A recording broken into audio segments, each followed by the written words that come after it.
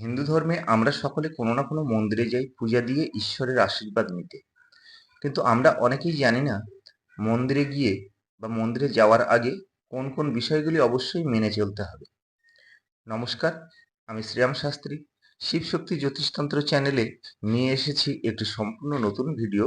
মন্দিরে গিয়ে বা মন্দিরে যাওয়ার পূর্বে আমরা কোন কোন কাজগুলি করব এবং কোন কোন কাজগুলি করব না। আমাদের প্রায় প্রত্যেকের বাড়িতে মন্দির রয়েছে, আবার অনেকের বাড়িতে মন্দির না থাকলেও ঠাকুরের সিংহাসন অবশ্যই রয়েছে, যেখানে আমরা আমাদের আরাধ্য দেবদেবীর নিত্য আরাধনা করে থাকি। তাছাড়া আমরা বাড়ির মন্দির ছাড়াও বিভিন্ন দেবদেবীর প্রাচীন বা জাগ্রত মন্দিরগুলোতে পূজা পার্বণের জন্য অনেক সময় যাই।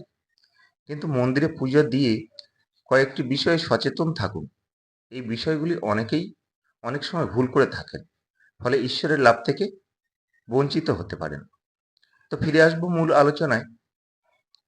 প্রথমত, স্নান করে শুদ্ধ বস্ত্র পরিধান করে মন্দিরে যান। মন্দির হলো পবিত্র স্থান, তাই যে পোশাক পরে খাওয়া হয় এমন পোশাক পরে কখনোই মন্দিরে যাবেন না, বা বাসি পোশাকে মন্দিরে যাবেন না। দ্বিতীয়ত, মন্দিরে ওঠার পূর্বে প্রথম ধাপে পা রাখার আগে ঈশ্বরের উদ্দেশ্যে প্রণাম করুন।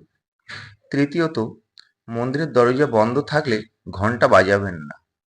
চতুর্থত, খালি হাতে কখনোই মন্দিরে যাবেন না।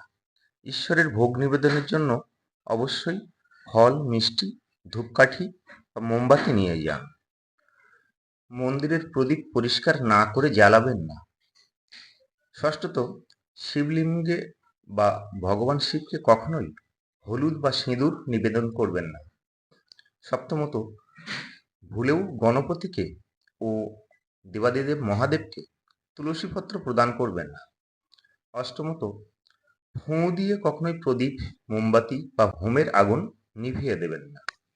নবমত, মন্দির থেকে ফিরে আসার সময় ঘন্টা বাজাবেন না। দশমত, নেশাজাত দ্রব্য গ্রহণ করে মন্দিরে যাবেন না। তো নমস্কার বন্ধুরা, আজ এ পর্যন্তই। ভিডিওটি ভালো লাগলে অবশ্যই লাইক, কমেন্ট, শেয়ার করবেন।